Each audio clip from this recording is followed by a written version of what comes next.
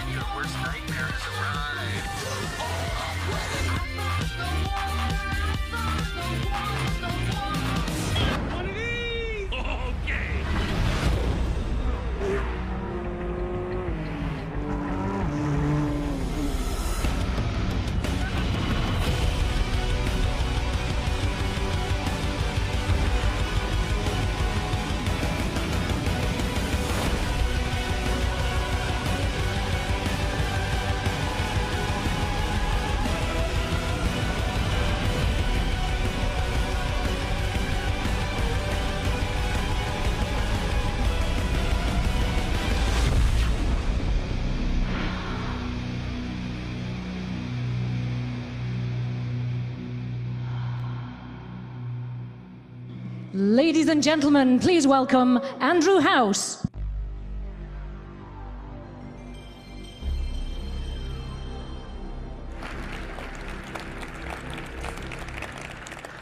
Good afternoon, and to those of you joining us from around the world, good morning, good evening, and welcome. It's a thrill to be with you here today.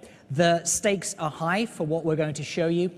Today marks a moment of truth and a bold step forward for PlayStation as a company, as creators and innovators, and as industry leaders. At Sony, we've always talked about our entire portfolio of technology and content, blockbuster titles, and successful entertainment franchises. Today, we'll show you how we're strengthening the PlayStation ecosystem through hardware, software, and network capabilities that, when unified, create truly magical experiences that can only be found in our world. We'll show you how we're making access to our content and experiences, social interactions and titles vastly more simplified and streamlined. And we'll show you the many ways in which the living room is no longer the center of the PlayStation ecosystem, the gamer is. With the gamer as the focal point for our efforts, we've created a platform attuned to consumers' changing behaviors and an evolving sense of play.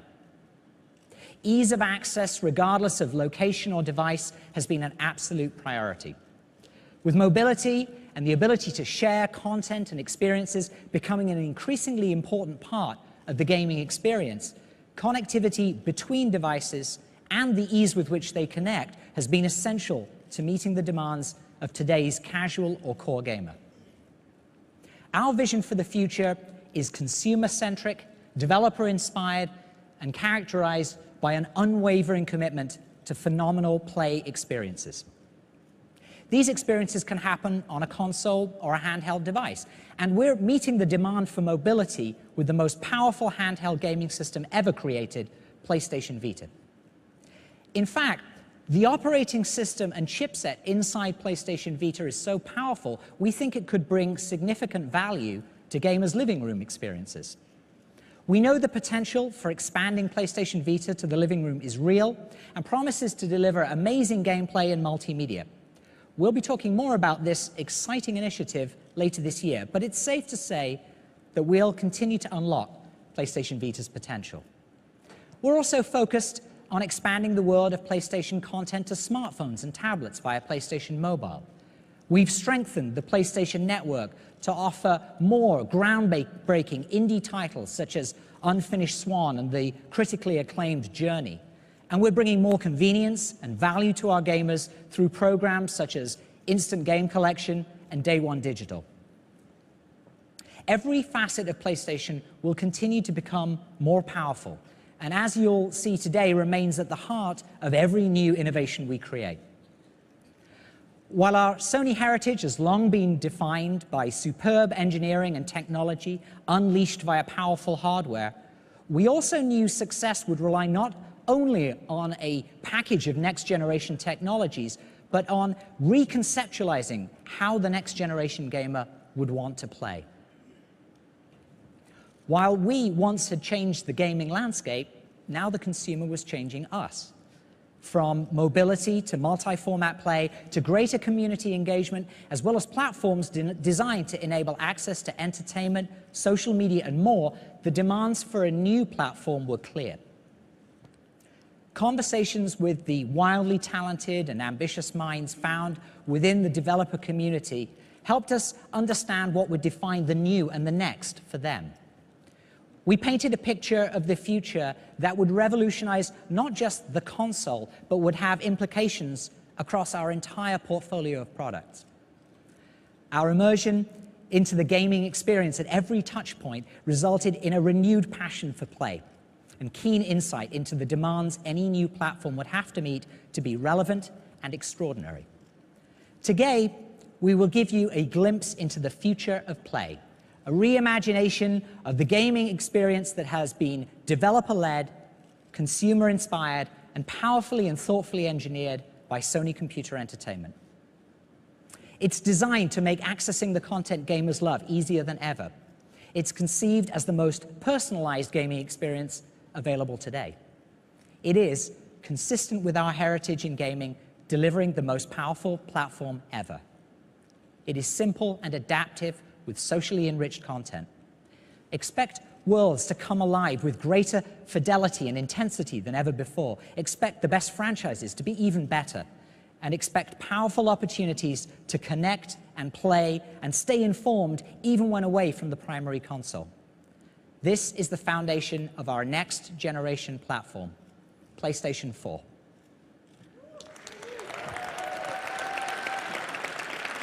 Thank you.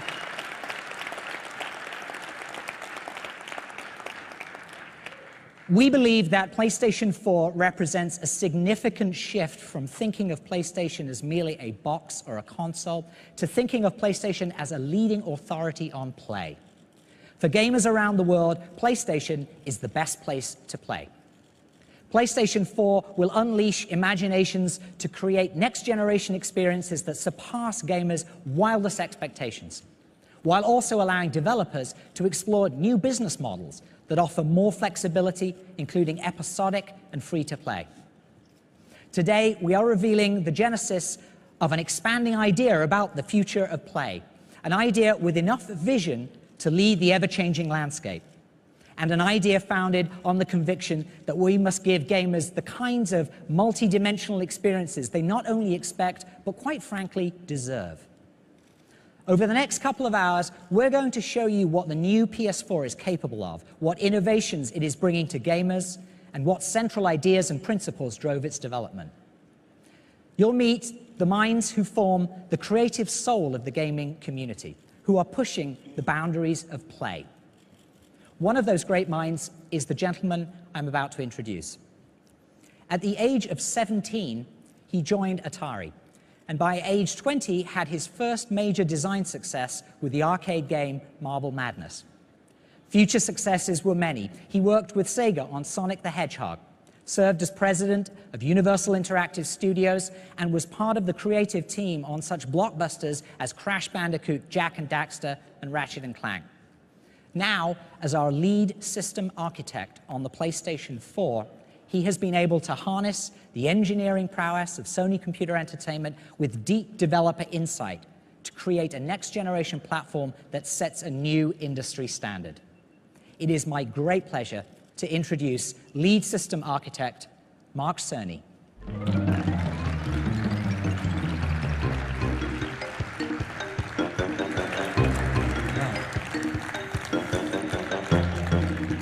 Thank you, Andy.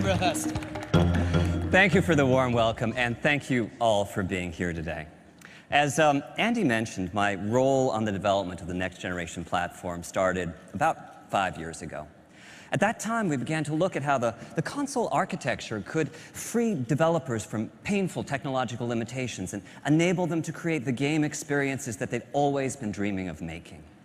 We also looked at how the whole PlayStation ecosystem could be evolved as well to allow the player to take a dynamic, preference-driven path through the world of content.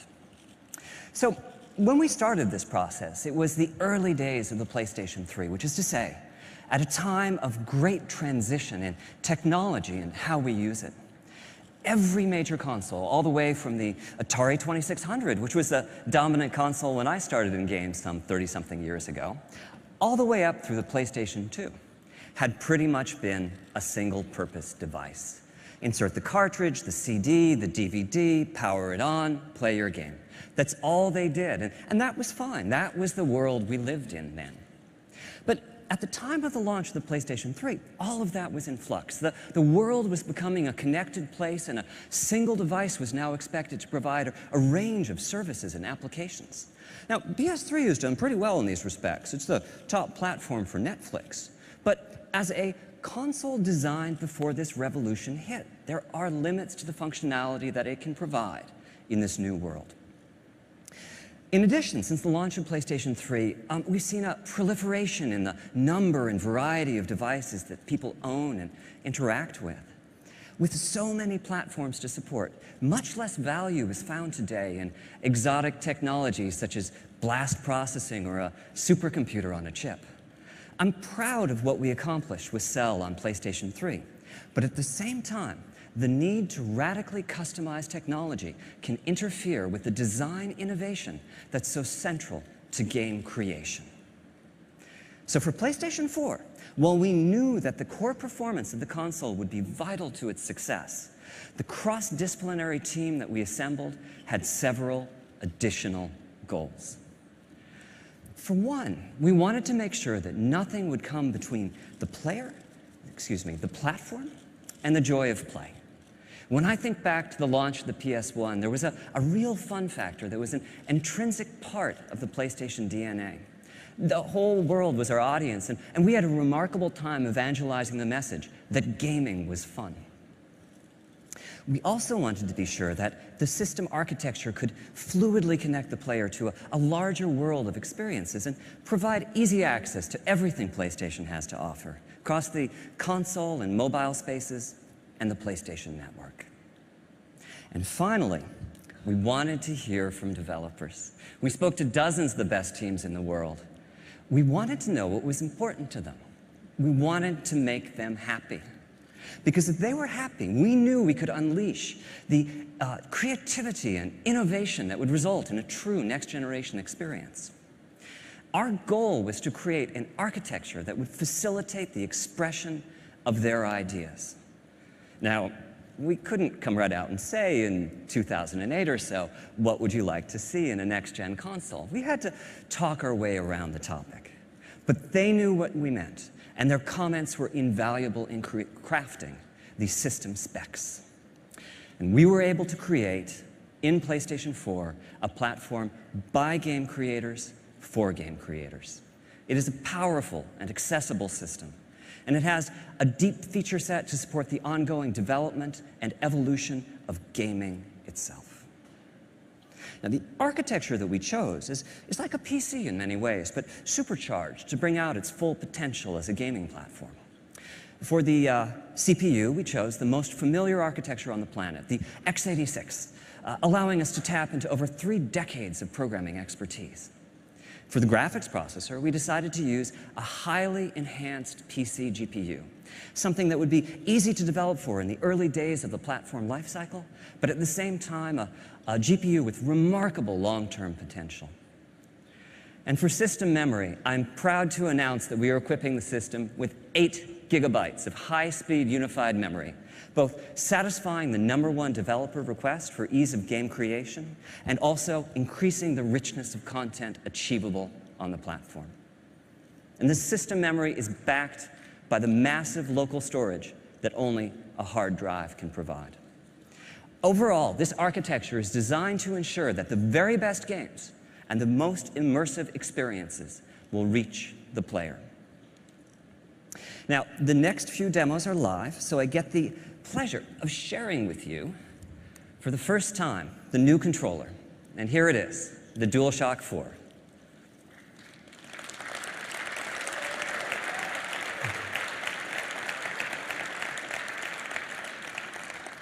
Thank you. So, during the development of the DualShock 4, we worked with key partners in the development community to enhance the feel of the joystick and the trigger buttons. The result is a much tighter sense of control over in-game actions. We also took this as an opportunity to enhance the rumble capabilities and reduce the controller latency. And finally, we added a few new features. A touchpad as a new form of input, a share button and a headphone jack to enhance social interactions, and a light pad as a light bar as a simpler, more friendly way to identify players. And this new controller was designed in tandem with a second peripheral, a stereo camera that can sense the depth of the environment in front of it and track the 3D position of the controller via its light bar. Now, this first live demo shows the payoff from the augmented PC architecture. This is Unreal Engine 4 from Epic, running in real time on prototype hardware. There's some very sophisticated technology here, GPU-accelerated particle systems and realistic transmissive materials with substantial subsurface scattering. And this is all running in real time. I can look around as the animation plays using the touchpad input. Not only do we have the power to drive this level of application, but we also have, in PlayStation 4, an extraordinarily easy conversion path from the PC world. Now, as to how we accomplish this, PlayStation 4 is centered around a powerful APU that combines 8 CPU cores with a state-of-the-art GPU with almost 2 teraflops of computational performance. Putting CPU and GPU on the same die gives them streamlined access to a common pool of memory. And with PlayStation 4, we're taking an unprecedented step. For system memory, we're using GDDR5, the type of memory typically reserved for top-of-the-line, high-end graphics cards. This gives us 176 gigabytes per second of bandwidth and provides a further boost to the GPU performance. Now, earlier I said we were using a highly enhanced PC GPU.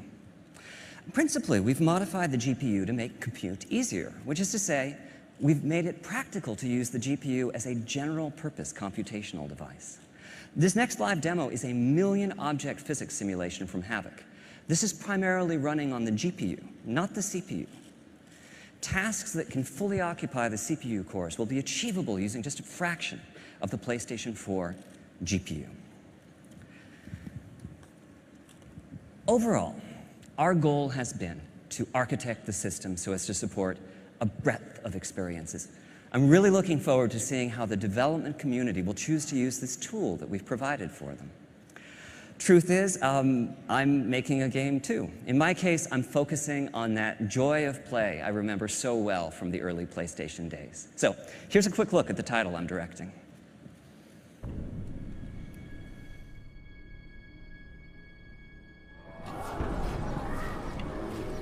War has come to our peaceful land.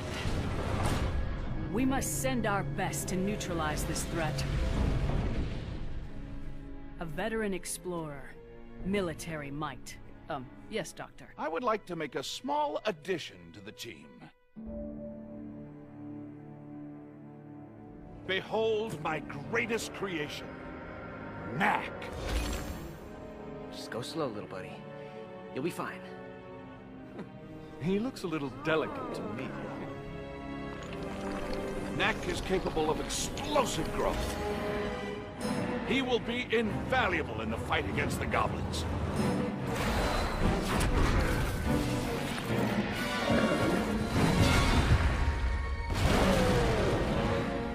Knack, you're no human. Why do you work for them?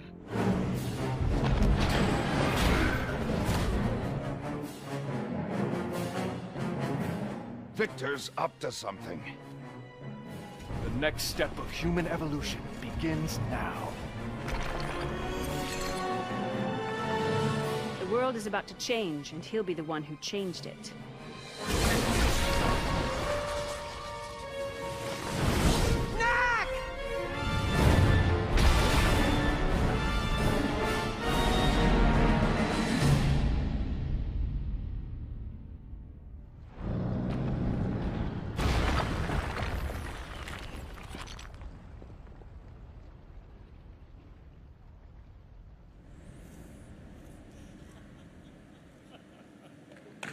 Thank you.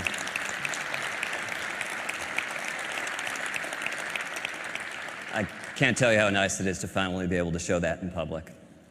So, with the major system components, CPU, GPU, hard drive, memory, controller in place, the next design task for our team was to create the larger user experience that would surround the games. And we chose 5 key principles as the basis for this experience: simple, immediate, social, integrated, and personalized. Now, these are just words, but concepts such as simplicity were extremely helpful in crafting the overall system architecture. Games continue to evolve, some becoming very complex indeed, and the processing power of the system is an exponential leap over its predecessors. But at the same time, we wanted the platform itself to be consumer-oriented, with a premium placed on functionality and ease of use. For us, simplicity meant that powerful functionality needed to be just a button press away. Speed of response is also vital. Immediacy is no longer an ambition when creating system UI, it's an expectation with players. So on PlayStation 4, we've put together a feature set, assisted in many ways by custom hardware, that radically reduces the lag time between consumers and their content. For one, the hardware supports suspending and resuming of play sessions. Just hit the power button and the system enters a low power state, with the play session preserved in RAM. The minutes that it takes today to boot a console and load a saved game will be a thing of the past. On PS4, you'll just hit that power button again and promptly be back playing the game at the exact spot you left off.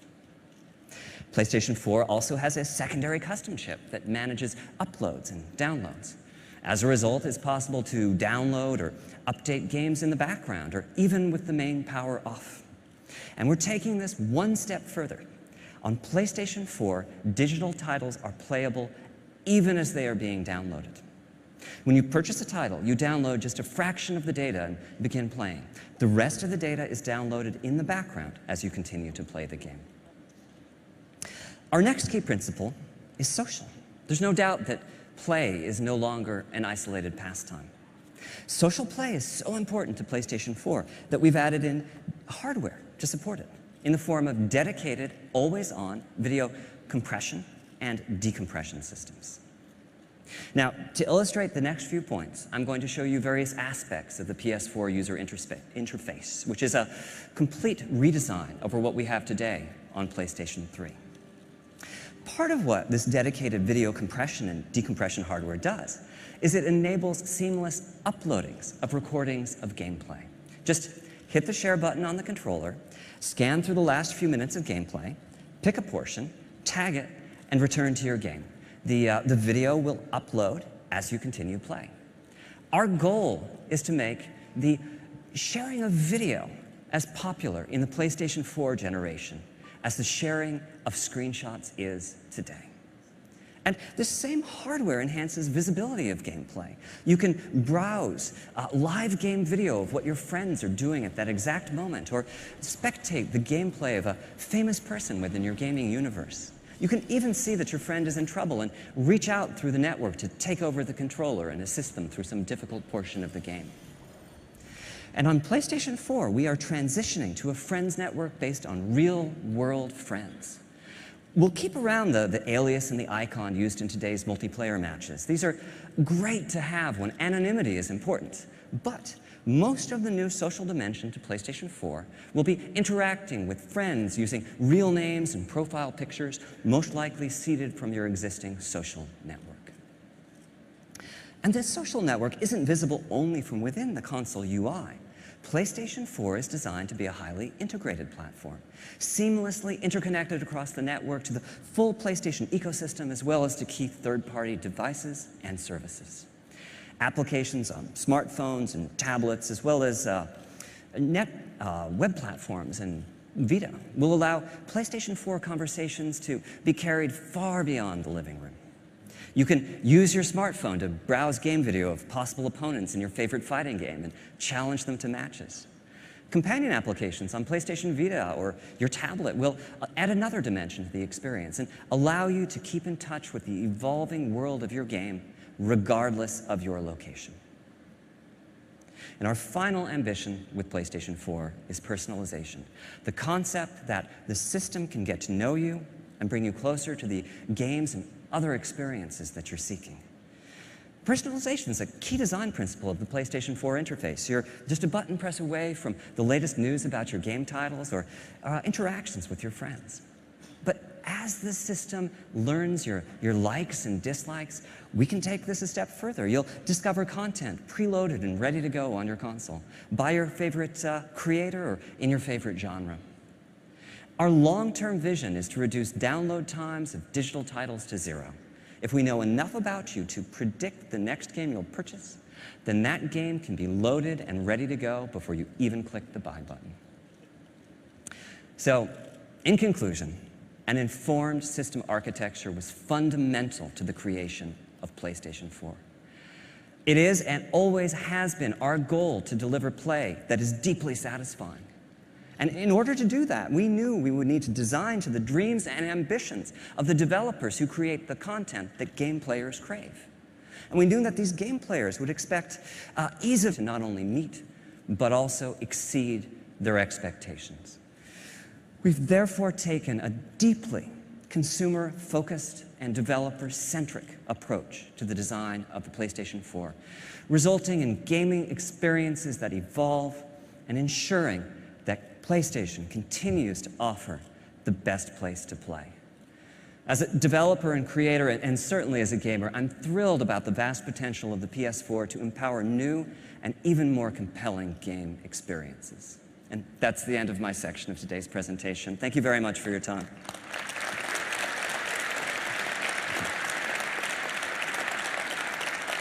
You probably know him as the co-founder and CEO of Gaikai, a pioneering company in cloud gaming that Sony Entertainment purchased last year. For me, though, it's a bit different. Dave's one of my personal heroes, a charismatic game designer with a string of hits. Please join me in welcoming David Perry, CEO of Gaikai.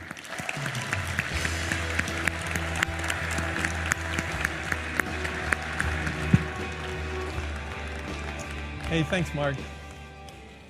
It's truly an honor to be here with everyone in the room and the millions watching live around the world. I can't tell you how excited the Gaikai team and I are to be working. Hi, everyone. As Mark mentioned, I've proudly spent nearly all of my life playing and creating video games. We all remember powering up our first PlayStation and the adrenaline rush that followed. It wasn't just a piece of hardware that gave us the goosebumps. It was knowing that the PlayStation would be delivering new experiences that pushed the gaming forward into completely new to the PlayStation Network, integrated with our Gaikai technology. PlayStation 4 is an incredible platform, and it's imperative that the PlayStation Network delivers a connected experience that is equally incredible and delivers on the vision of the PlayStation 4. With the network, you'll fight together, you'll become champions together, and you'll conquer the world together. The gamer is at the center of the PlayStation Network, so every decision that we're making for the network is scrutinized to ensure that it delivers on what gamers want most out of their entertainment experiences. What we're creating is the fastest, most powerful network for gaming in the world. The PlayStation Network will get to know you by understanding your personal preferences and the preferences of your community, and turns this knowledge into useful information that will help to enhance future gameplay. So like when your friends purchase a new game, you'll know immediately so you can join into the action. And with the Gaikai Cloud technology, our goal is to make free exploration possible for virtually any PlayStation 4 game in the PlayStation Store. So imagine you're in the store, you're checking out the latest titles, and you see something that catches your eye. No problem. You can simply press the X button to hop in and start playing the game.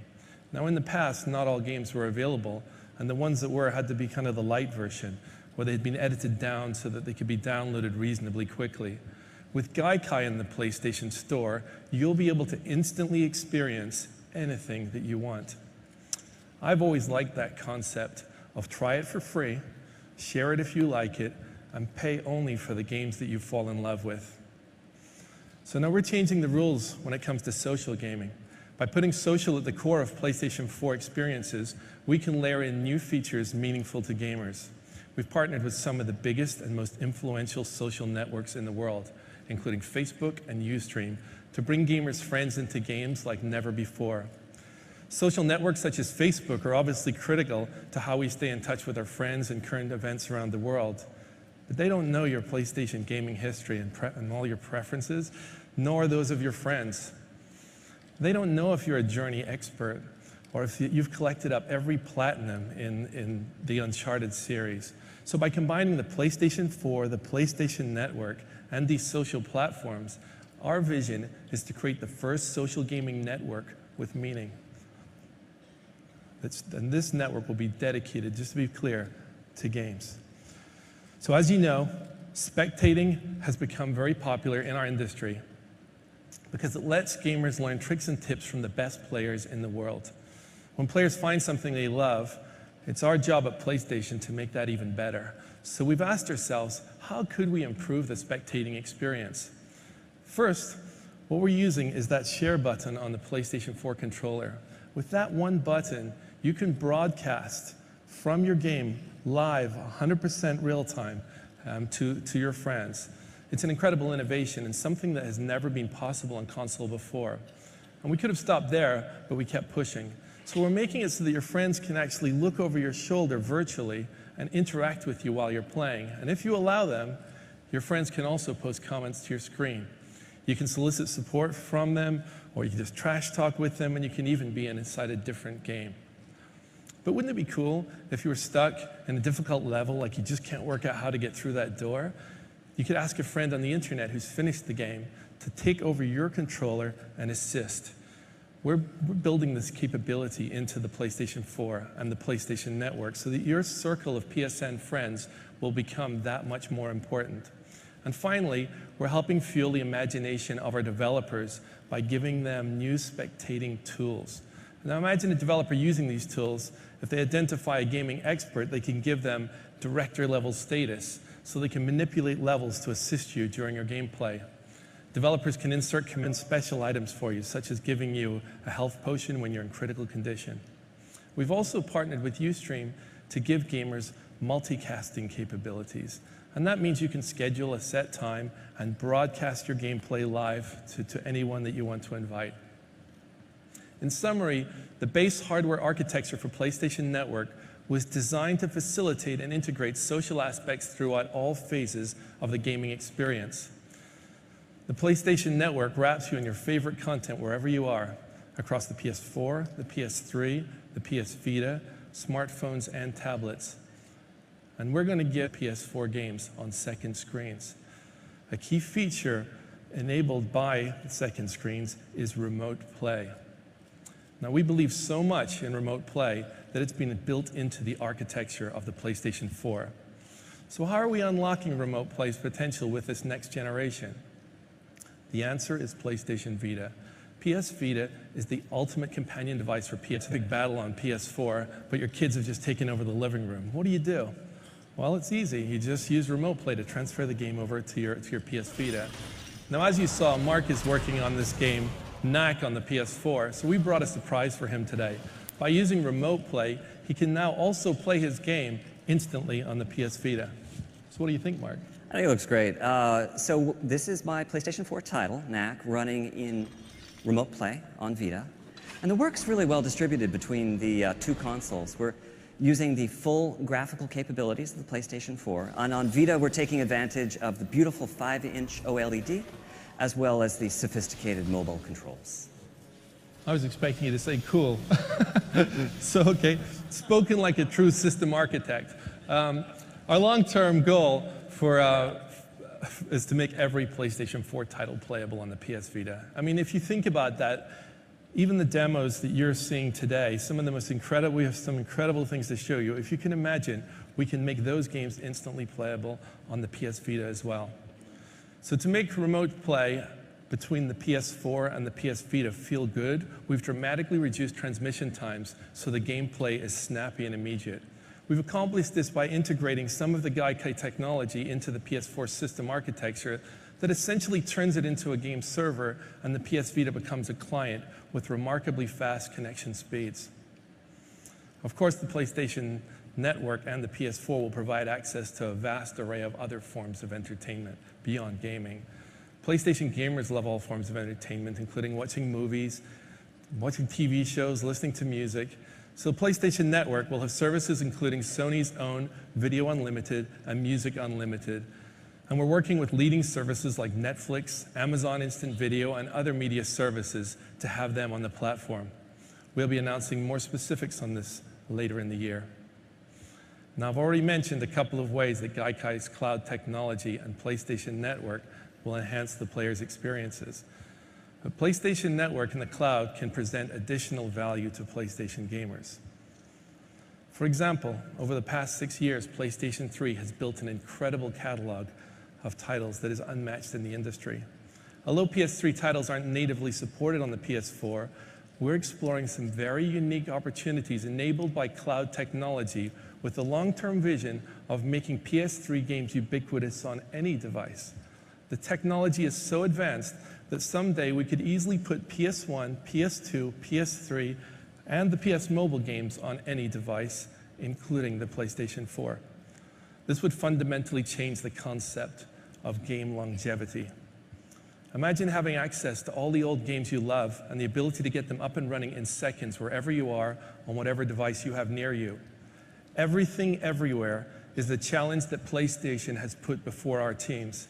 That's the vision of the PlayStation Cloud service, and it's going to require us to build the fastest global network ever made. Now, Gaikai won a Guinness World Record for our prototype network, but now I'm happy to announce that the project has been fully greenlit by Sony. So this is not an investment into advanced technology and infrastructure. This is an investment into the millions of loyal PlayStation gamers across the world who would love to have all the past, present, and future games at their fingertips. We'll be rolling out PlayStation's cloud services in phases, so we can't reveal all the possibilities here today, but you can be certain that it and the PlayStation 4 will change the way that we play. Now, I've described the vision and the strategy behind PlayStation 4 and the PlayStation Network. Let's hear how some of the world's most accomplished developers are using it as their virtual platform to turn their creative dreams into reality. Thank you.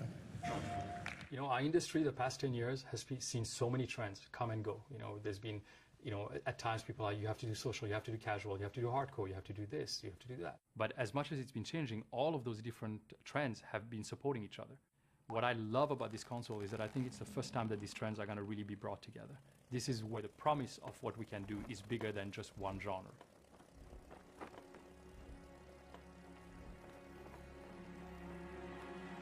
This time, Sony came around to us and they came to our office and they said, here's what we're thinking, what are you guys thinking? What have you been held back by, and what would you do if you didn't have any technical limitations? That they gave us the possibility to provide feedback and to adapt based on the feedback they received from developers was for me a very important message. All these developers had a hand in actually helping form what the PlayStation 4 would eventually turn out to be. We took all that into consideration to create the system that just works. When we think about the word simple, we've chosen to interpret that with a comparable word, elegance. And to us that means this balance between how complex the simulation or the options or the interfaces are with how deep the experience you can get from it. The more elegant a design is, then the more simple and easy it is to get incredible depth. Where you can have a deeper experience that's still not really complicated, but it's much richer and much more immersive. Everyone has, to some degree, some instinct of craft. They want to make something their own. They want to make it a representation of themselves to other people who know them. Through personalization, there can be a relationship between the kind of content that I'm interested in and how the options are presented to me. So this system actually is very much aware of the player and what's going on in the room at any given point. So for example, when I go to the PlayStation Store, right now I see advertisements and commercials for a lot of games that I'm frankly not interested in. Having a good way to present you the games that you're interested in is very important for us. If we want everyone to be engaged in gaming and love it and understand it, we just got to make it easy for everyone to get into that and not waste everyone's time. That doesn't involve 3 minutes of boot up and disc shuffling and sort of all of these things that are just like a nuisance between the impulse to play a game. So immediacy becomes an important goal. I want to make the decision to experience something or to access something, and I want it right now. There isn't any more waiting time, there isn't any more startup.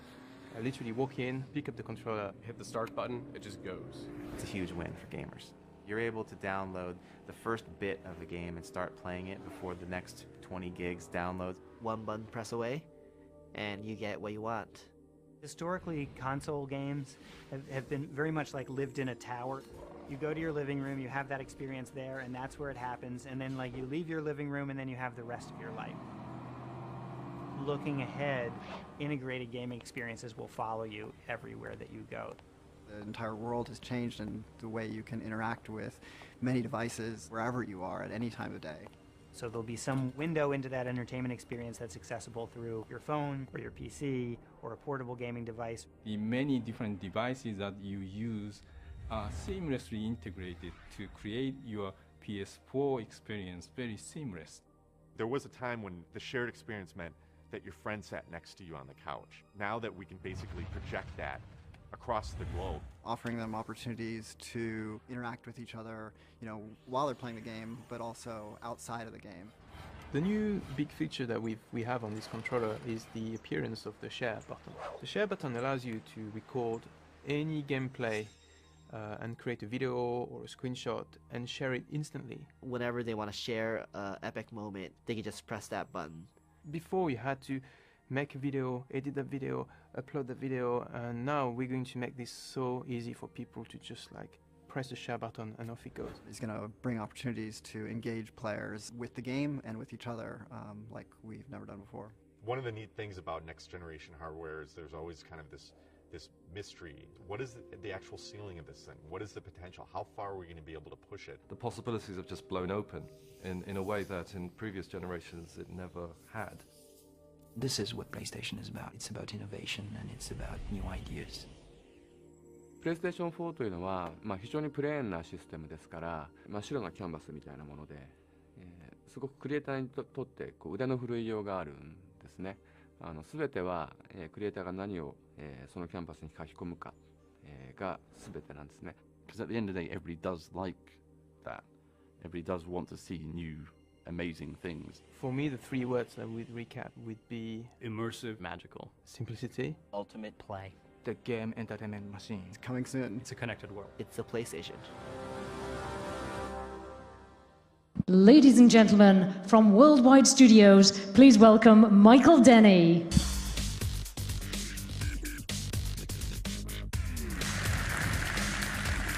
Thank you. So as you've heard from Mark and Dave, and as you've just seen in the video, there are a lot of very happy game developers out there right now, which is fantastic, because the future of PlayStation is about great games, inspiring new experiences from the imaginations of the world's best creators. In the past, creators' ambitions have often been constrained by the limitations of technology. PlayStation 4 will bring a new synergy between hardware, software, and the fastest, most powerful gaming network in the world, unlocking a new canvas for creativity. From the outset, our game creators have been given the opportunity to collaborate with our hardware and system software engineers to help shape PlayStation 4's unique feature set. So with this powerful synergy, deeper, more connected experiences and a newer, emotional state of play are made possible. At Worldwide Studios, we are privileged to work with the world's best development teams. And whether working on new IP or reinventing existing franchises, PlayStation 4 has ignited their creativity to build exclusive new experiences that until now they could only have dreamt of. So, I guess what a lot of you have been waiting for, let's take an early look at some of their work. Please welcome on stage the Managing Director and co-founder of Guerrilla Games, Herman Hulse.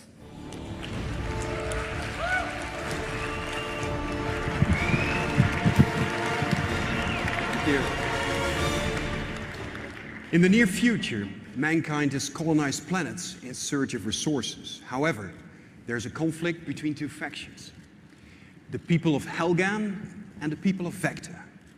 This conflict is about much more than just resources. The Helghast are fighting for their right to exist, while the Vectans want to protect their way of life.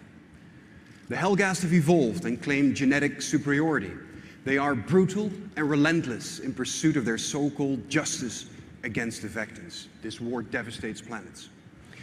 The conflict draws parallels to Cold War Berlin, with two factions living side by side, divided by a vast wall.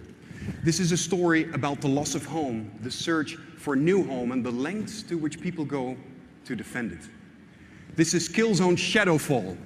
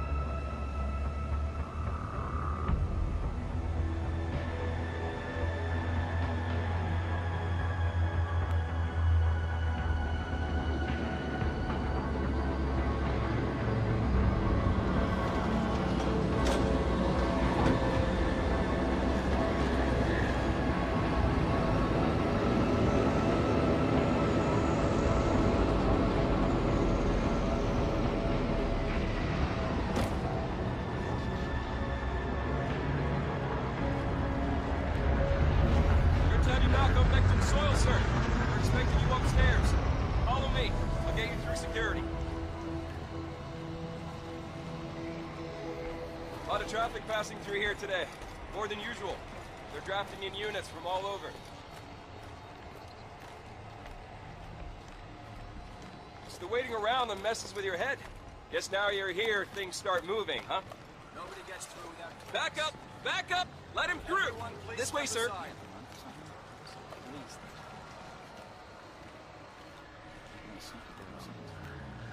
Sorry, sir. Just a formality.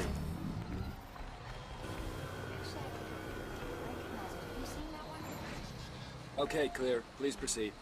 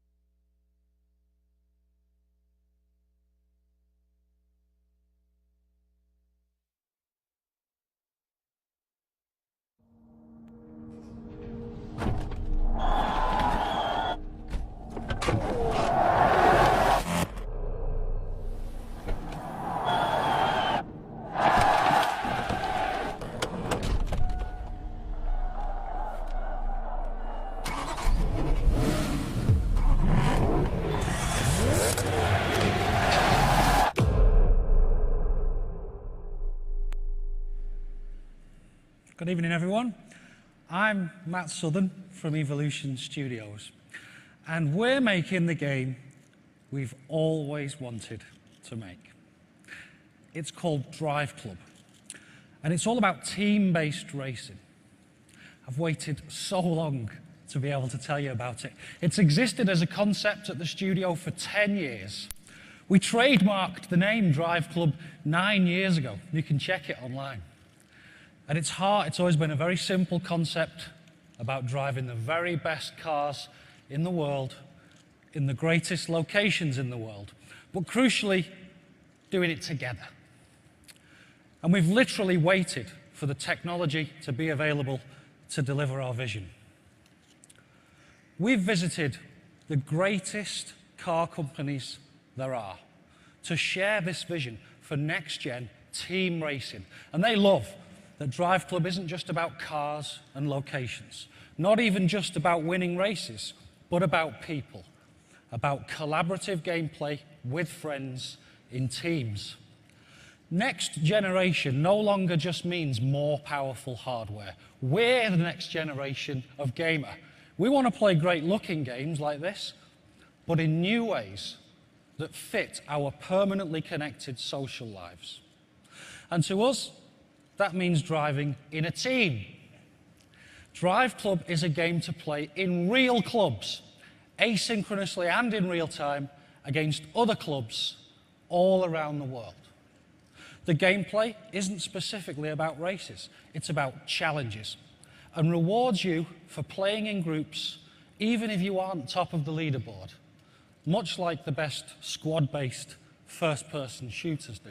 I can also fire up the Drive Club app on my phone or tablet, pick a race type, pick the cars, pick any time of day, in any weather, at any time of the year, set a time, and then send that challenge all around the world. Then I can watch the drama unfold as hundreds of players and clubs try to become the best at my challenge. We're talking 24/7, untethered access to your club, no matter where you are, home or away. Plus, whether it's a short team drag race or a weekend-long 1,000-player tournament with hundreds of teams, every section of every track is packed with challenges. First-person games are also great at transporting you and your friends fully into their worlds. And we're using first-person perspective to make sure you and your mates feel exactly how you should when you own a car like this. We're recreating them with obsessive love. These are two of the fastest production cars in the world, the Hennessy Venom GT and the Koenigsegg Agera R. And they're as close as you'll get to the real thing in terms of detail and accuracy, with totally correct material parameters painstakingly measured from the real thing using our custom-built photometric apparatus.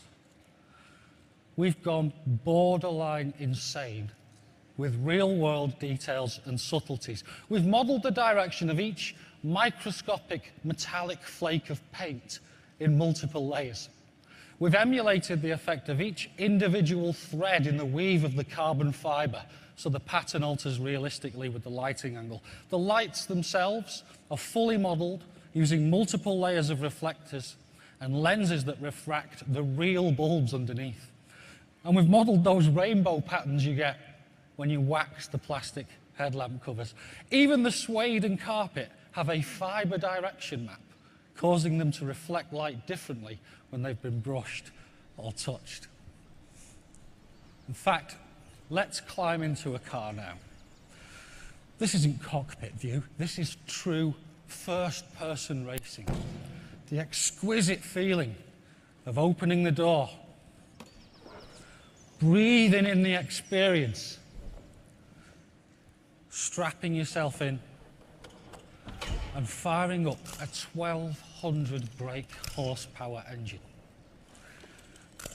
Ladies and gentlemen, it's such a thrill for a studio to be asked to help define new PlayStation technology so that we can finally bring our vision for team-based racing to life. That's just a brief glimpse of Drive Club. We can't wait to show you more. Thank you.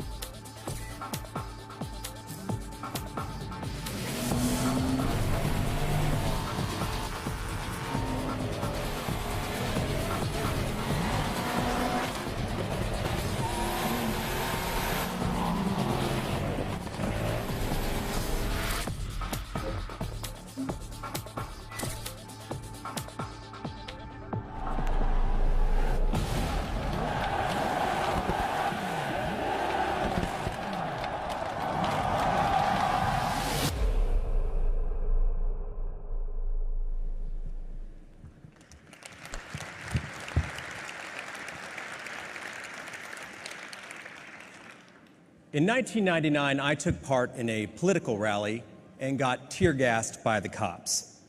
Now, up until then, I'd always thought the police were there to protect me, to protect the people that I cared about. But on that day, they didn't. We all want to feel safe, right? But it is hard to put your finger on what that sense of security is worth. However, it is easy to say what it costs. Right now, there are 4.2 million security cameras distributed all around Great Britain. That is one camera for every 14 citizens. In 2011, the US government seized the personal cell phone records of 1.3 million of its citizens. There are 1,200 of us in here today. 4 of us have been monitored. And 2 years ago, American travelers spent a combined 75,000 years waiting in airport security. You add that all up, that is 1,000 lifetimes lost in line in just 1 year. Our security comes at a high price. Our freedom. Now, picture how things would change, how the world would react if a handful of people suddenly developed superhuman abilities, capable of unleashing incredible carnage without ever pulling a trigger or lighting a fuse. These people would be living, breathing weapons that could pass through any metal detector or X-ray scanner or even a strip search completely undetectable. We already live in a culture of fear. Picture how things would change. How much control would any of us have over our own lives? And which of us would have the courage to fight to get our freedoms back? I'm Nate Fox, here to introduce to you Sucker Punch's latest game, exclusive for the PlayStation 4.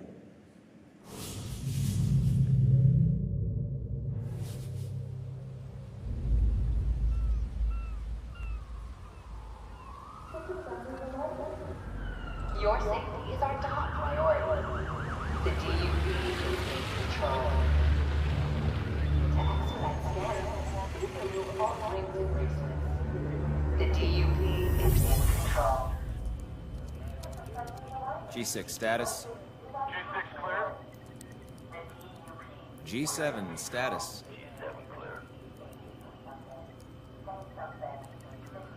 H1 status. What the hell?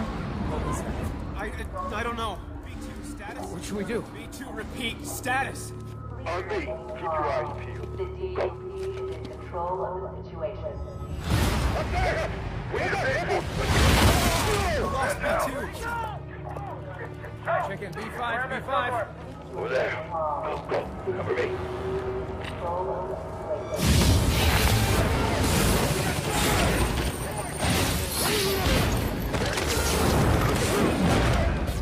I want him alive. Stop right now! On the ground! The DUP is in control of the situation.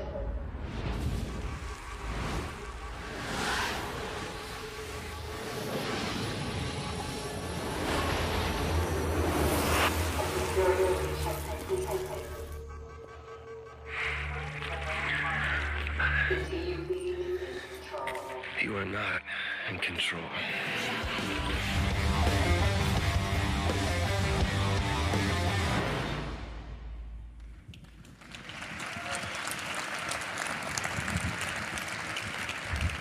Thanks, Nate.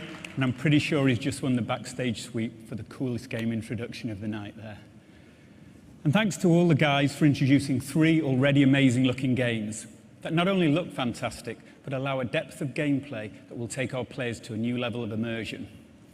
PlayStation has always been proud to offer the best gameplay experiences. Now, often that means deeper and more intense versions of experiences that we know we already love. But sometimes best can mean things that are surprising, things that don't always fit, things that can help us pioneer new ways to play and embrace the unexpected. PlayStation will always be a leader in encouraging creators to push the boundaries. from supporting smaller indies with their highly innovative and sometimes left field ideas, to supporting more established teams in their quest to take creative risks that other publishers simply won't take. In the next few minutes, we would like to take you on an adventure into the imaginations of three amazing creators who continue to inspire us with their unique visions. The first comes from one of the world's most acclaimed independent developers. PlayStation remains steadfast in our support for the indie development community. By offering self-publishing on PlayStation Network, we'll continue to provide the most open console to enable smaller developers to easily bring their breakthrough titles to PlayStation gamers. So please join me in welcoming on stage the creator of the captivating and critically acclaimed Braid to introduce his team's latest creation that will debut on PlayStation 4, Jonathan Blow.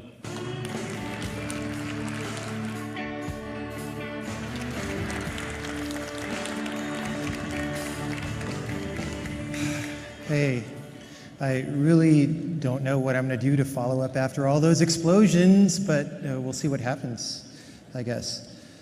Anyway, due to the success of Braid, we've managed to found a new small development studio, and we've been working on our new game, which is called The Witness, for 3.5 years now. It's a game where you explore a mysterious abandoned island and solve the puzzles that you find there. But at its heart, at its core, it's a game about epiphany, that instantaneous transition of the mind that takes you from confusion to understanding. You know, 1 minute your situation seems impossible, you have no idea what the solution to your problem would even look like. And then the next minute you see everything. It's all very simple and clear. And you wonder how you couldn't have seen this solution before. You know, a lot of games have these kind of little aha moments in them. But in The Witness, we take this aha substance and distill it into a concentrated form. And in doing so, we make design decisions the opposite way that most games would. The Witness takes place in an open world, so you can go wherever you want to at any time. But whereas most games in open worlds try to make their worlds as big as possible, so you'll be impressed by the sheer scale of the endeavor, in The Witness, we're trying to make the world as compact as possible so that you have a very dense experience that makes the best use of your time.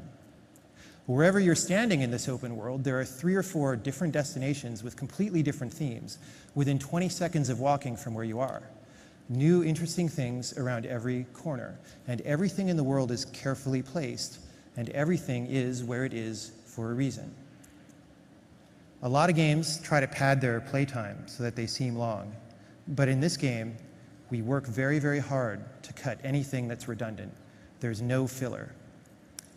Now, it's a puzzle game, but the puzzles aren't just arbitrary. They don't exist just to be puzzles for you to solve. Every puzzle has an idea inside it, and on the design side, we work very, very hard to communicate in a non-verbal way the essence of each idea.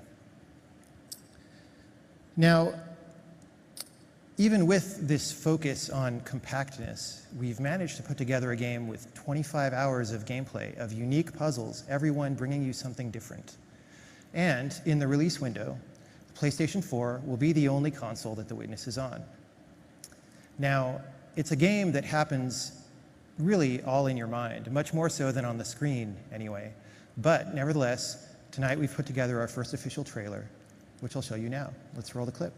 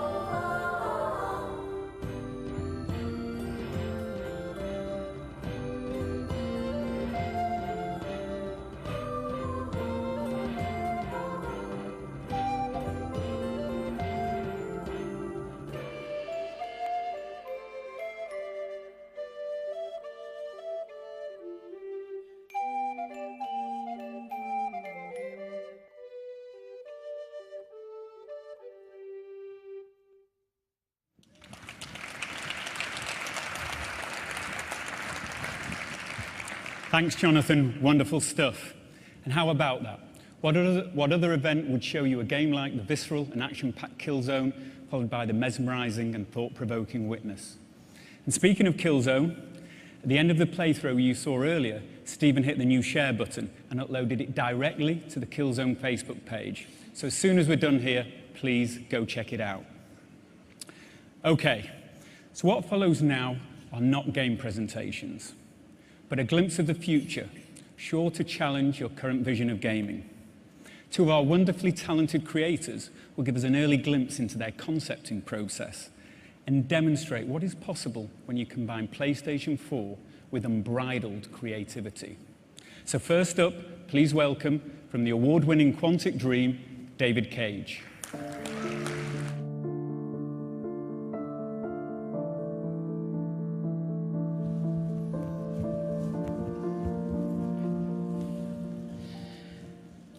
When people ask me, what is the feature you want the most on future hardware platforms? My answer is always the same: emotion. Getting the player emotionally involved is the holy grail of all game creators. We all try to trigger intense, subtle, and diverse emotions. We try to make players forget that this is just a program animating pixels on the screen. We don't want them just to watch something. We want them to live it and suspend their disbelief, experiencing that magic moment where they live in a different reality. Emotion is something complex and challenging to capture. It's conveyed by graphics, animation, sound, cinematography, dialogue, of course, gameplay. In a medium like ours, technology is very important. It is what we rely on to get the player emotionally involved. If you look in the past, some films were highly emotional while being silent and in black and white, but they were limited in their expression to simpler stories that had to be told under heavy technical constraints. Actors had to exaggerate their moves to convey their emotions, cameras could hardly move, and lighting as well as photography were barely concepts at the time. Cinema really became what it is today when technology evolved enough to let movie directors and actors create the subtle emotions they wanted on screen. Eventually, they developed sound, color, lighting, and higher resolution formats, and suddenly, the audience could see in the eyes of the actors when they were lying or when they were about to cry. Pantomimes were not necessary anymore because the most subtle nuances of emotions could be seen on screen. With the PlayStation 4, games have now finally reached that stage. In 1999, Quantic Dream's first game, Omicron, featured characters with 350 polygons. Indigo Prophecy's main characters were around 1,500 polys. Heavy Rain's character were about 15,000, Kara at 20,000. This year, Jodie Holmes and beyond will be about 30,000 polygons. On PlayStation 4, this is what you can get. Quantic Dream has developed a completely new engine. What you see is running in real-time 3D on a PlayStation 4. It is our first attempt at using advanced skin shaders with translucency, realistic eyes shaders, volumetric lights, 3D depth of field, and many, many other features that were up until today reserved to CG films. This is the quality that we will get in our future games, and we know we can go even further. But more important than these technical features, we start to reach a point where you can see very subtle emotions on the face of a character, where you can feel his emotions just looking at his face, where you can see his soul just looking into his eyes. When you look at this old man, you can imagine who he is, what he thinks, what happened to him, without him saying a word. With the PlayStation 4, game creators can now forget about the technology limitations and simply focus on inventing experiences never seen before. We can concentrate on what amazing stories we want to tell and what incredible worlds we want to create. We can take you to places you have never been before and make you feel emotions you have never felt in real life without having to wonder if we will have the horsepower to do so. We are now only limited by our imagination. Thank you.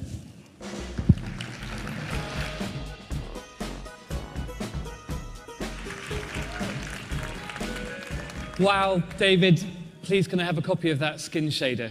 But I mean, seriously, it's just amazing to be able to get that emotion in the eyes. It's really hard. So, hello.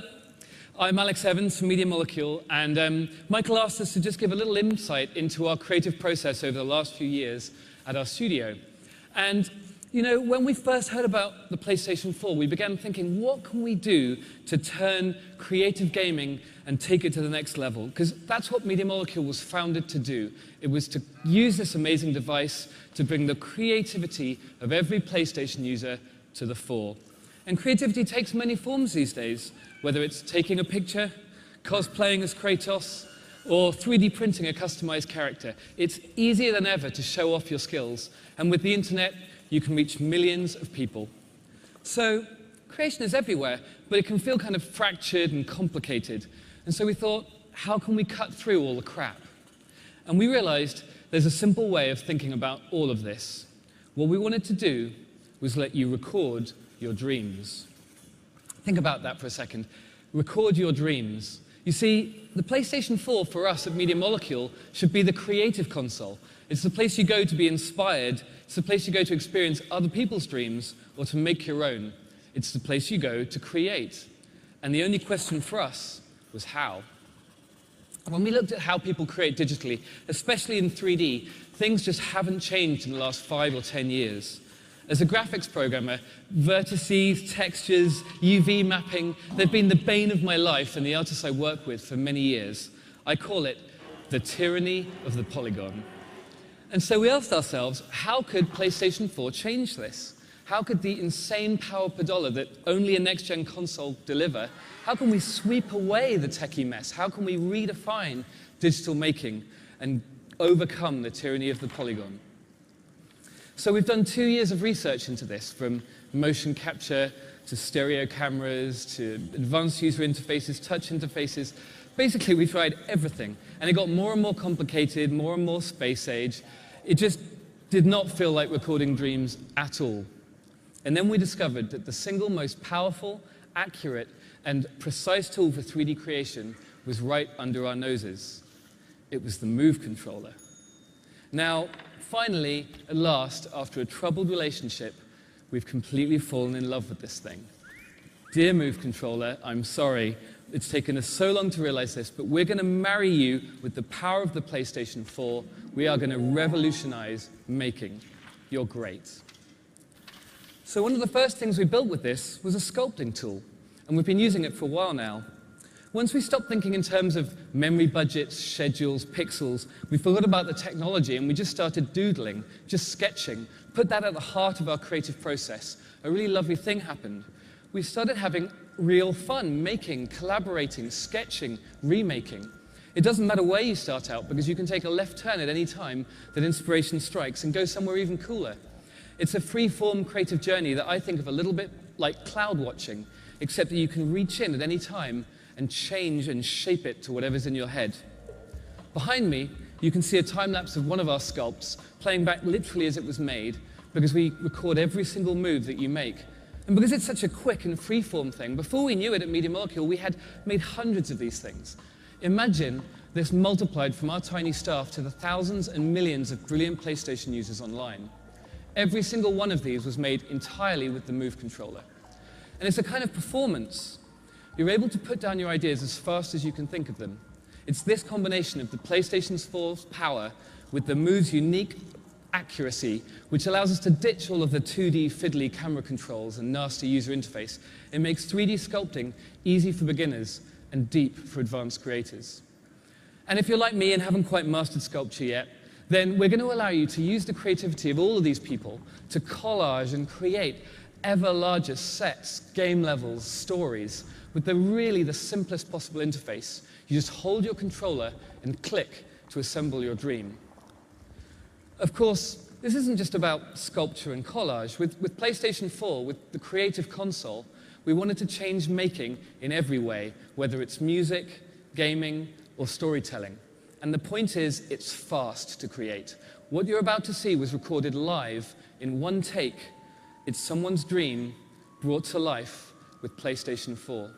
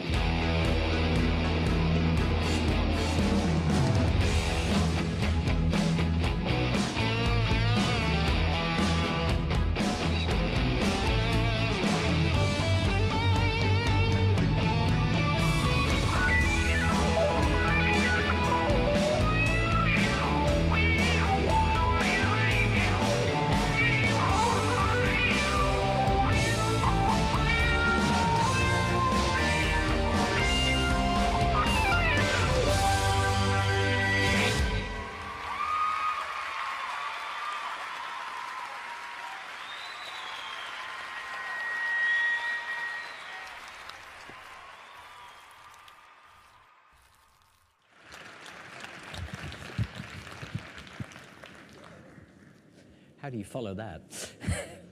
Thanks very much, Alex. Although we've only shown glimpses of these new exclusive titles and some creative explorations being developed for PlayStation 4, I think you'll agree that our Worldwide Studios team and the indie community is pushing the boundaries into how games look, feel, and interact. Of course, the development teams that comprise Worldwide Studios aren't the only ones focusing their efforts on PlayStation 4. We have long-standing relationships going back to the original PlayStation with some of the most iconic and influential developers in the world.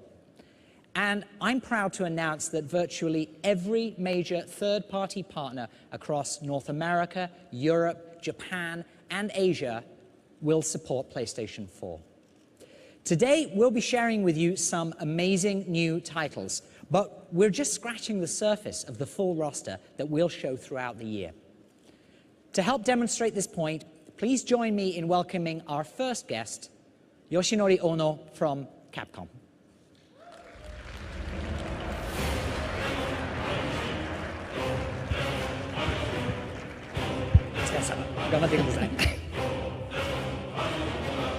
Hi everyone, do you want to stretch? All right. So, I'm not talking about Street Fighter today.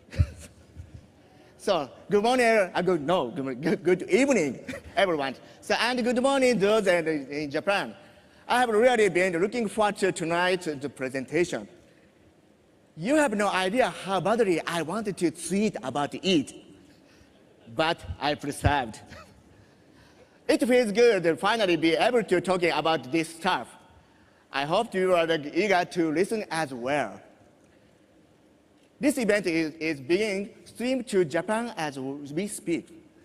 So we will be conducting this presentation in both Japanese and English. 日本の皆さん、おはようございます。これから日本語で僕がプレゼンテーションをさせていただきます。カプコンは今までのタイトル、テクノロジーの進化、これはプレイステーションと一緒に歴史を歩んできたと言っても過言ではありません。Capcom's technology and the games themselves have changed a great deal over the years, keeping pace with PlayStation's evolving technology and business style. プレイステーション1の時代、我々は 2D アニメーションからバイオハザードというタイトルで 3D に大きく変革のテクノロジーをしてきました。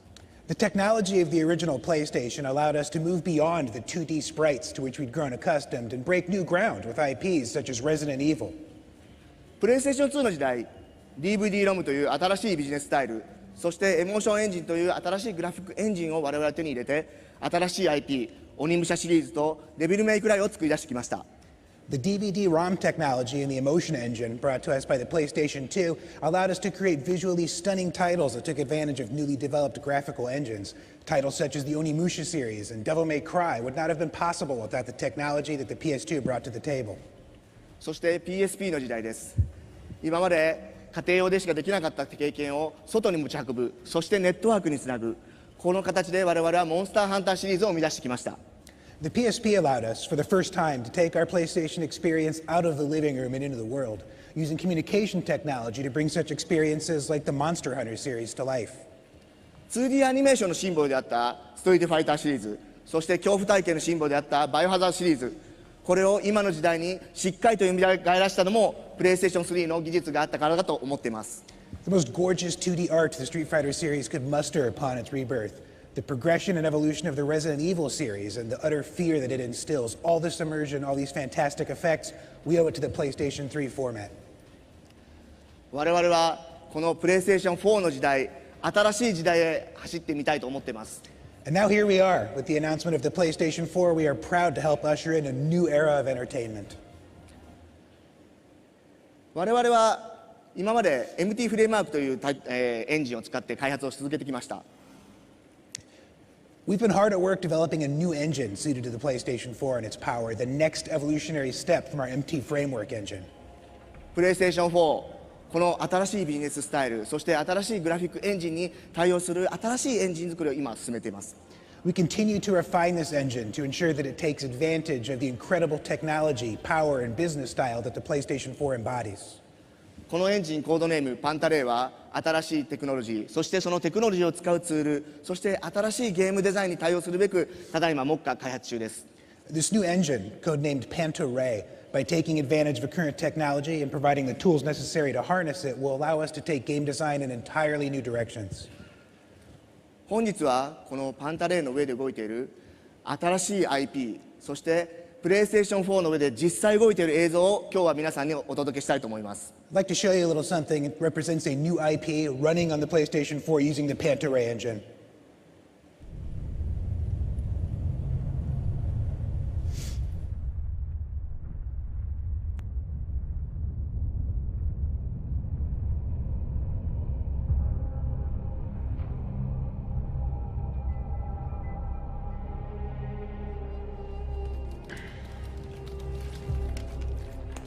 Useless magic could have me poking lines in the old market for 1/10 the hassle of your empty venture. Why were you following him anyway? Find this bloody third gate.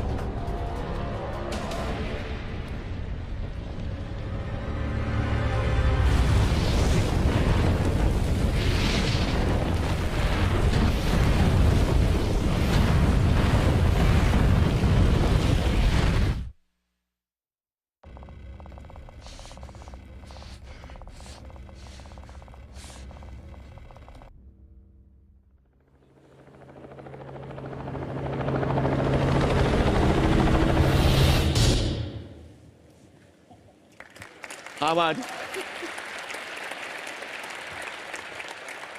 このディープダウン、そしてパンタレイは今目下開発中です。So as we speak, Deep Down is being developed concurrently with the Panta-Ray engine. このプレイステーション4という新しいアイテム、そして新しい力を使って我々は皆さんに新しいゲーム体験を体験していただきたいと思っています。So we're hoping that the power and technology behind the PlayStation 4 will bring us all sorts of brand new experiences. Thank you very much for listening to our presentation. Thank you.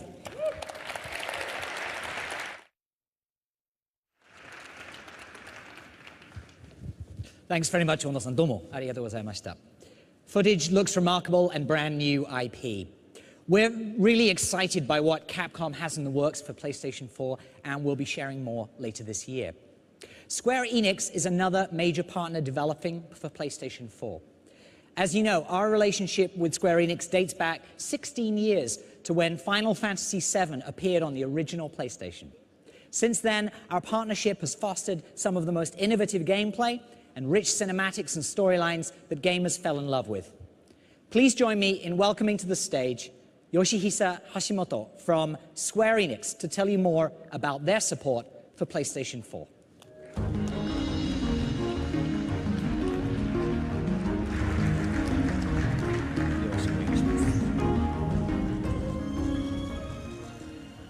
Hi everyone, good evening. My name is Yoshihisa Hashimoto. I'm the Chief Technology Officer of Square Enix Japan. It's a great pleasure to be present at the announcement of the PlayStation 4. This is a historical event for the game industry. And I'm truly honored to be allowed to give a demonstration in front of you all. Today's demo isn't a game, but rather a real-time cinematic demo running on PlayStation 4. This cinematic was created using Lumina Studio, Square Enix's state-of-the-art game engine. I believe it will give you a taste of the game experiences that will become possible with the next-gen capabilities of the PlayStation 4. Without further ado, please enjoy.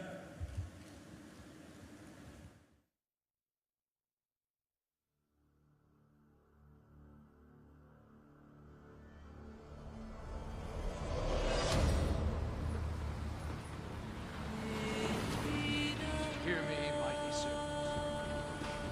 With an offering of light and darkness, do I invoke the ancient pact of binding. Once more, the wicked stand before us, threatening the sacred communion between your realm and mine. Rise, and from the time-torn rift shall our power rage forth and rain down destruction. Never leave the here. That breath of blue boy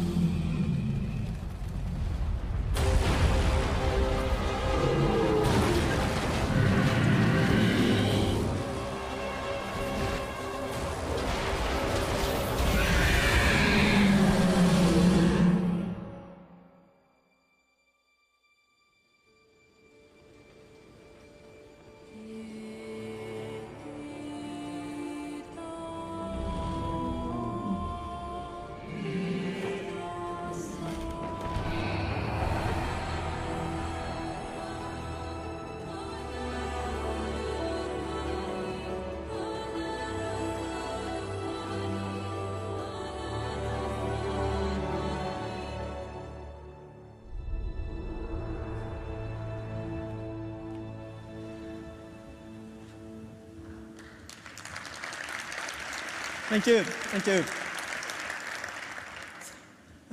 This is the level of quality that Square Enix is targeting for our next generation titles. The PlayStation 4 is a multifunctional, incredibly powerful gaming platform. Its CPU and GPU processing power are extremely high. And it has massive amount of memory, and even has wonderful social features. And the development environment is excellent, flexible, and super easy to use. In short, it's a game developer's dream. Thanks to the PlayStation 4, the possibilities of gameplay experiences have been greatly expanded, and players will be enthralled by the new generation of gameplay that will appear on the PlayStation 4. So my part is ending, but we have one other piece of information to share with everyone. I'll give the floor to the other Hashimoto to tell you about it. Well, Mr. Shinji Hashimoto, please take it away.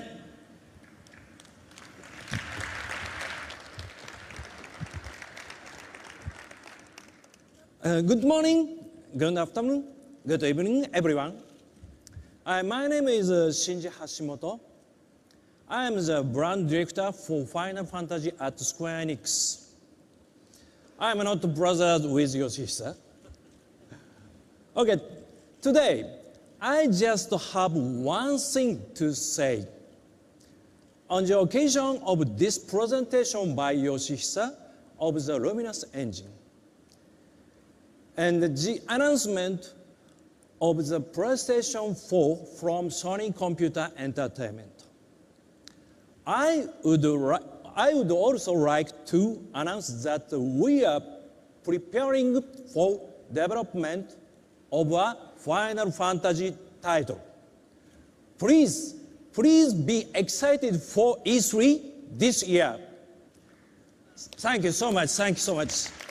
See you soon, bye.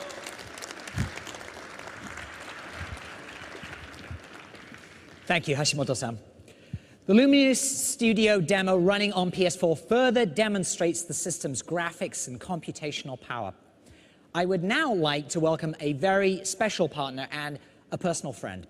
Over the years, Ubisoft has become an extension of the PlayStation family, and their support for our platforms has produced hit after hit.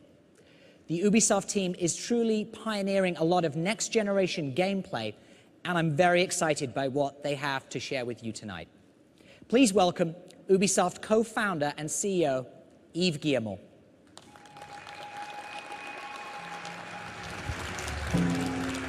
Thank you. At E3 last year, I asked you all a question. Who really controls our cities, our information, and our lives?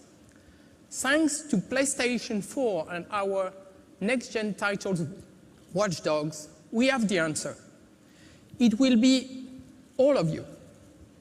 Next-generation games blur the lines between the real and virtual worlds, more than ever before.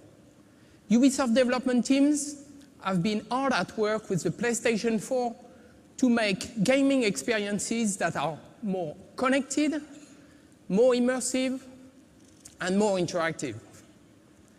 We are creating games that will be played anywhere, anytime, across many different devices. Games that will bring friends and gaming communities closer together and let you collaborate to achieve amazing things. Games that are tailored to match your interests and can quickly adapt to all your needs. And we are using the PS4's quantum leap in power, graphics, and AI to construct deeper, richer, and more believable games. Players are going to be super excited by the PS4, and this platform will bring millions of new customers. Now, to give you an example of the kind of connected, immersive, and interactive experience, please welcome Jonathan Morin to tell you more about Watch Dogs.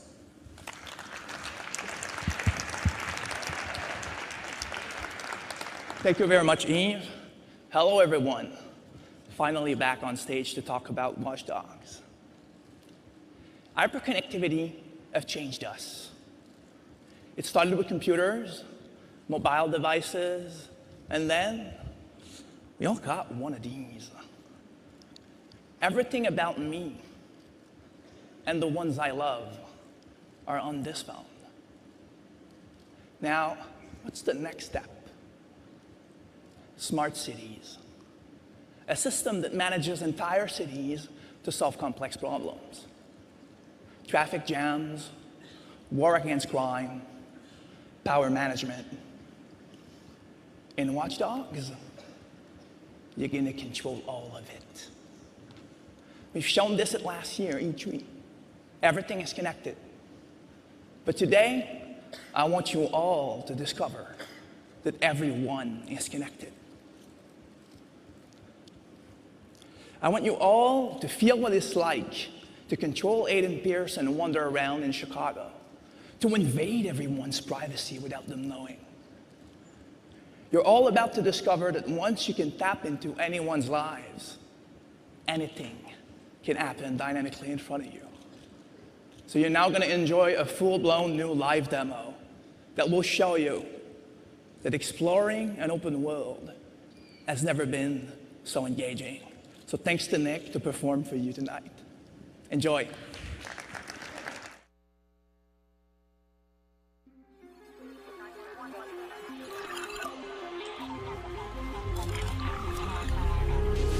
Pierce has been identified as the man responsible for all attacks. The heart of America. Feels like somewhere it must have skipped a beat. People haven't changed, but now everybody's broadcasting. And once you've seen it, all of it, how do you look away?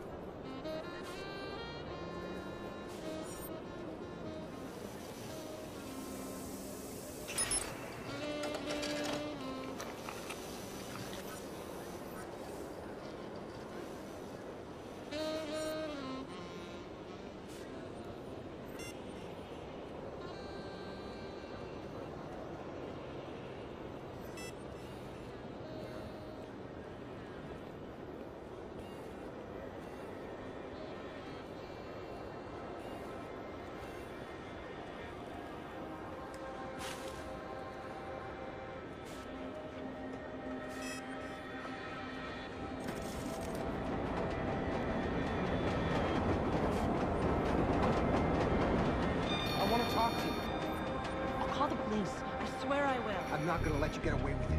Don't touch me. I'm warning you. You don't get to ignore me. Let me go! You think you're so special, huh? Oh, don't! Fuck off! Leave me alone! 911, please state your emergency. Please, you have to get the cops out here. This man just pulled out a gun and started shooting. Hurry! HOS can't authorize. Initializing search for suspect now. Get away from me!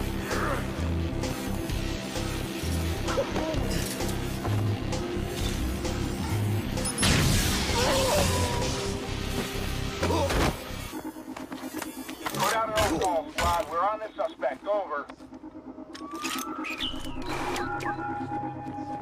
Police, hands on your head!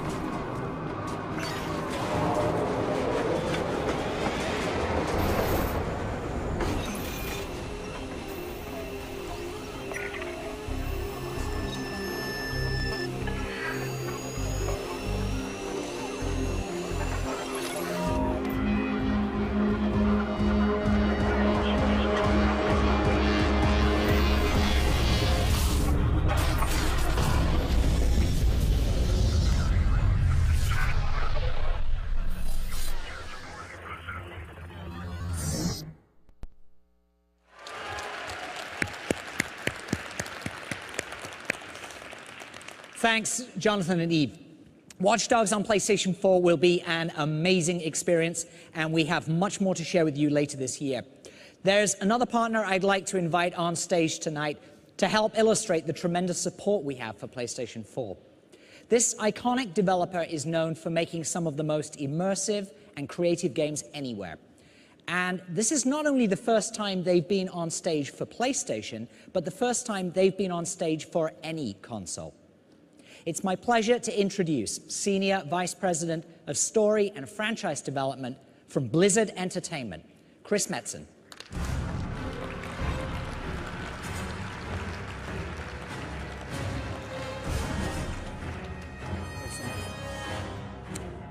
Good evening. How are y'all doing? Good, good, good. Many of you are probably wondering why an old school PC game developer is kind of crashing the big Sony party tonight. I'm very pleased to share with you all that Blizzard and Sony have entered into a strategic partnership through which we will take over the world.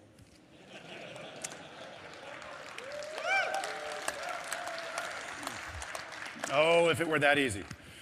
One of the things that people don't really know about Blizzard is that we actually got our start as a console game development shop. We cut our teeth on making games like Lost Vikings, Rock and Roll Racing, Blackthorn. Thank you. Old school. You could say that console game development really is just in our blood. We're very, very passionate about it. And all these years, we've really played on the PC side of the street. We have held a deep desire to get back into the mix and to bring console players, some of the home-cooked, imagination and adventure that we love to develop. The trick was always going to be how? How do we do it? We spent a lot of time thinking about which of our franchises, could translate to console.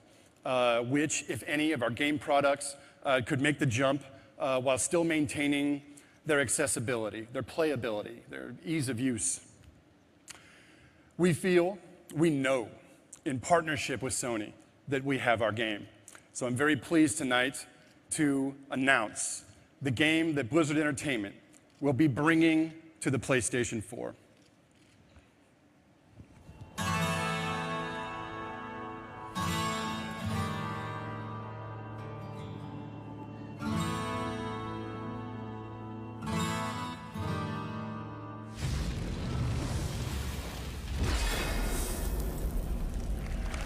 Thank you.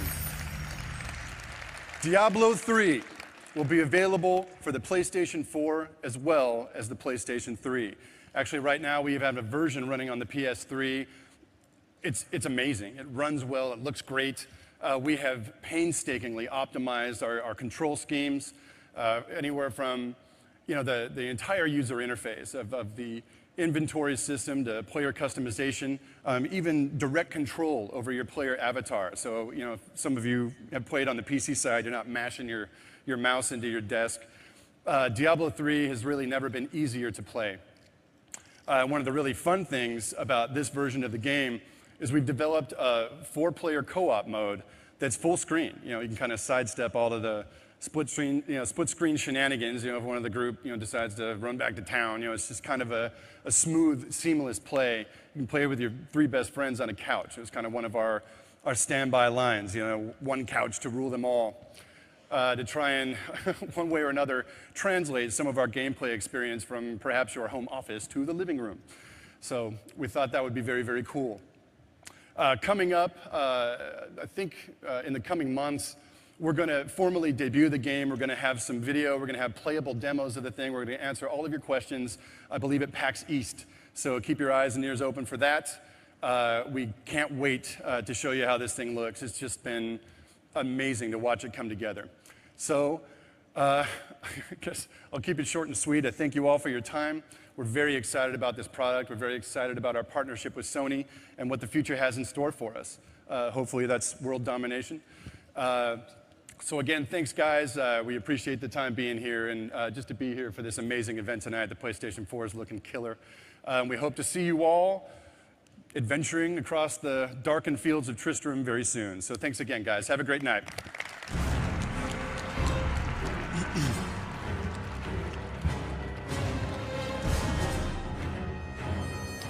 Yes, it's me again. Now, there's one more partner I'd like to invite on stage tonight. This publisher is known for making not just some of the biggest video games on the planet, but some of the biggest entertainment franchises in any medium on the planet. They are one of the driving forces behind turning video games into mainstream popular culture. It's my pleasure to welcome to the stage the CEO of Activision Publishing, Eric Hirschberg.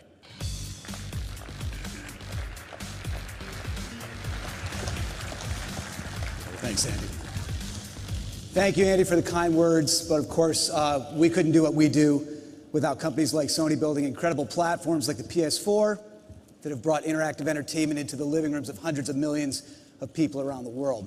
Activision has supported every single one of Sony's platforms and has created some of the most iconic hits on each and every one of them. And our commitment to the PS4 will be no different. We plan on supporting the PS4 with multiple blockbuster titles from our best developers during the launch window. And we're looking forward to sharing more with you in the coming months.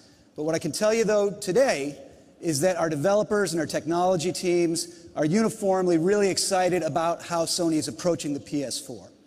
We're excited to be a part of bringing the next generation of great games to the next great gaming platform from Sony. Now, there is one developer in particular who we're working with, who we think has been absent from the PlayStation Nation for too long now. And we thought, what better way for us to show our support for the unveiling of the PS4 than to bring PlayStation gamers together with one of the best developers in the world that you haven't been able to play on a PlayStation for over a decade. And of course, I'm talking about the one and only Bungie.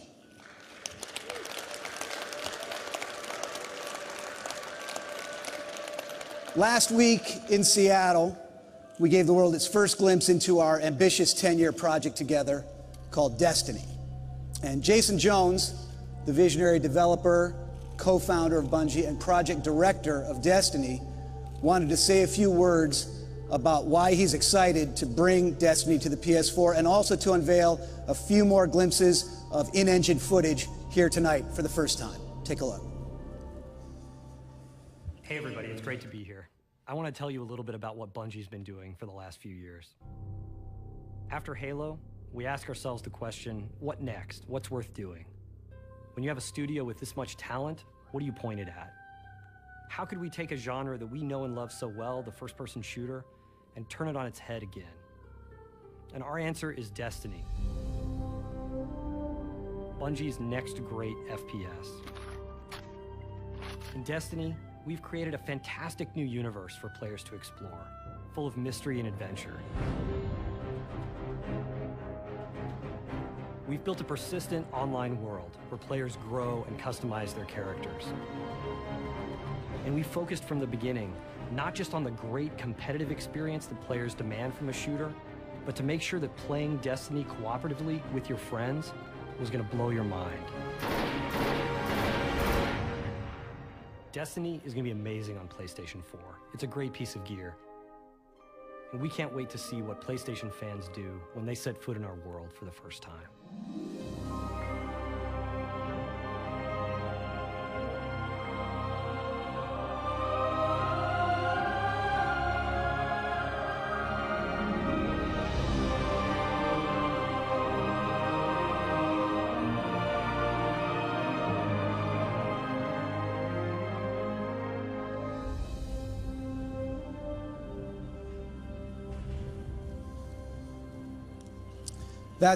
Thank you. That makes 2 Jason Jones sightings inside of a week, so you'll hear from him again in 2025. Destiny is an ambitious project. It's what we're calling the first shared world shooter.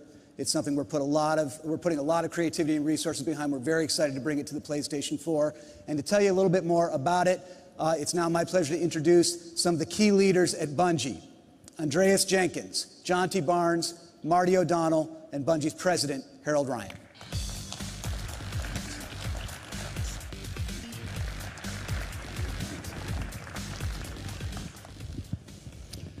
Hello, PlayStation Nation. When Bungie became independent, we were really excited about bringing our games to a bigger audience. Our partnership with Activision, and now Sony, will allow us to do just that. Destiny is an ambitious and innovative game. It's a perfect fit for the PlayStation 4. Like the PlayStation 4, Destiny is an online connected experience. Like the PlayStation 4, Destiny lets you access the content you love from multiple devices. And like the PlayStation 4, Destiny is designed to entertain you for years to come. We're proud to announce today that at the launch of Destiny, both the PS4 and the PS3 versions will be available. And even better, we'll be creating exclusive, playable content just for the PlayStation community. We look forward to sharing more details with you in the coming months. And from all of us at Bungie, thank you very much.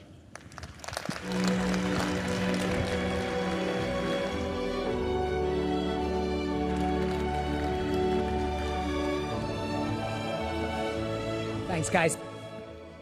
Needless to say, we're ecstatic to bring Destiny and exclusive content to the PlayStation 4, and we know the Bungie fans will love it. To all of you who have joined us today, whether in the room or via live stream, thank you so much for being here. The arrival of PlayStation 4 presents an enormous opportunity to dramatically evolve the gameplay experience. From intensified power to enhanced social capabilities, to bigger, better, and more immersive gameplay, and a simple adaptive interface, we believe PlayStation 4 proves that we have more to offer than ever before.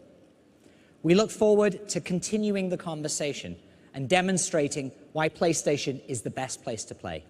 Thank you very much for your time, and good night.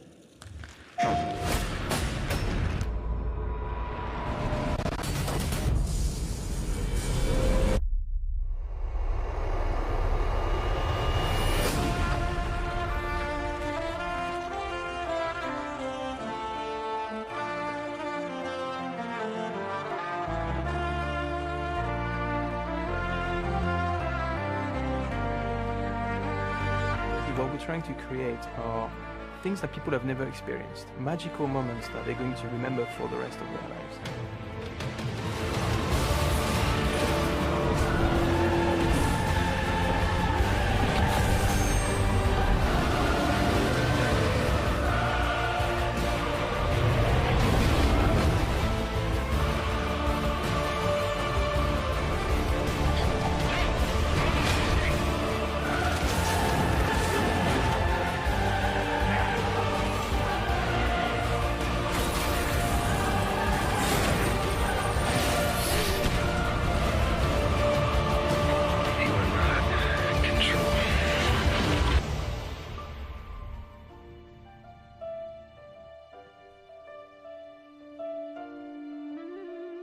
I would like to make a small addition to the chief.